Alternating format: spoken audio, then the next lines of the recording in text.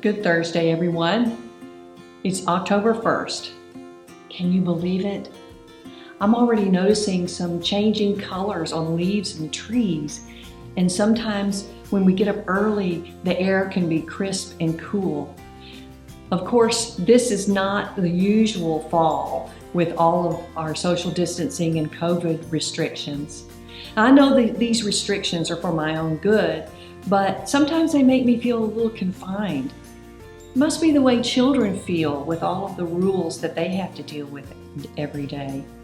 I've been really thinking a lot about children and missing our Winfrey children so much. The other day I was walking down the hall in our Winfrey preschool and just hearing the chatter and the laughter, it just warmed my heart. You know, Dr. Benjamin, he is in the middle of a sermon series called Big Truths for Little People. And this last week, he talked about James 1:19. Everyone should be quick to listen, slow to speak, and slow to get angry. Now, this verse goes hand in hand with the premise of Love and Logic parenting courses. And I want to share another technique from Love and Logic that may be helpful not only to parents, but to all of us. One of the first things covered in Love and Logic parenting courses is the technique of going brain dead. Yes, you heard me right, going brain dead. The premise is that the less our lips move, the more effective we become. Resisting the urge to think so hard makes it easier to avoid diving into lectures that have never worked for any parent in the entire history of humankind. When we remember to calmly repeat the same thing, regardless of what our kids may say, we starve them of argument fuel. Like plants without water, their grumbling and complaining withers and dies. Wise parents simply repeat the same one-liner each and every time their kids try to argue or beg. One-liners like, "I love you too much to argue," or "I know," or "What did I say?" or "Thanks for sharing." Another one is, "I'll love you wherever you live." Or, "I argue at 6 a.m. on Saturdays." These are just a few examples, but be creative and come up with your own one-liners. These skills are so important because when we fall into getting frustrated and giving lectures and trying to match wits with our kids, we're forgetting that doing so teaches them some sad lessons. A sad lesson like arguing with parents is a good way to get their attention.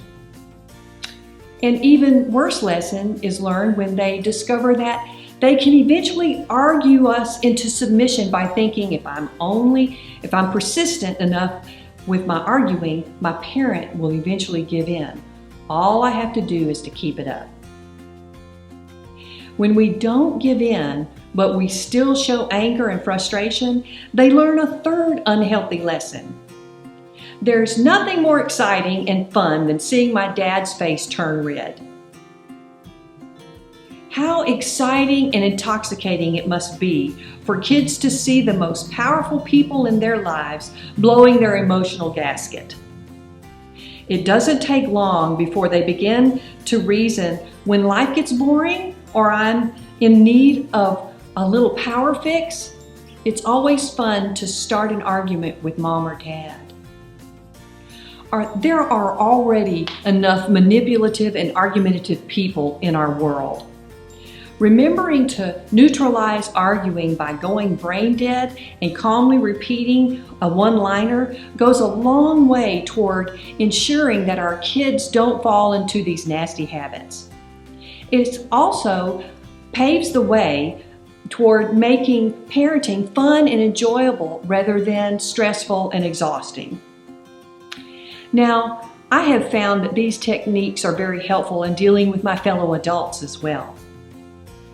There's so much arguing going on in our world right now, and so many people trying to influence us to think their way by badgering and arguing and forcefully sharing their point of view without them even listening or even trying to understand our point of view. It's like we are constantly fighting, and it's exhausting. If you have a family member or friends who are in a frenzy during this politically charged time in our country, try diffusing their need to argue you into submission by sharing a one-liner like, "I love you too much to argue." You will witness a diffusing of the need to argue, and it's really amazing, truly. Now back to James 1:19. Everyone should be quick to listen, slow to speak, and slow to become angry. When we can truly influence the world if we would put even just a little of this verse into practice. I know it's hard right now during this time of quarantining at home. Even if you're unable to apply even all of the verses, if you can apply just a little, it will make a tremendous difference. Be slow to speak, slow to become angry, but quick to listen. In this time of pandemic, I would like to leave you with a poem that I found titled, "And the People Stayed Home." Retired teacher Kitty O'Meara from Madison, Wisconsin, she turned to writing in an effort to curb her own anxiety amidst the nerve-wracking news of COVID-19 pandemic. The result, which she posted on her personal Facebook page, has been widely read across the world, offering hope that something good can come out of this collective state of together, apart. O'Meara's poem suggests that we view this era of social distancing as a chance to undertake purposeful activities like meditation, exercise, and dancing that will result in a kind of global healing.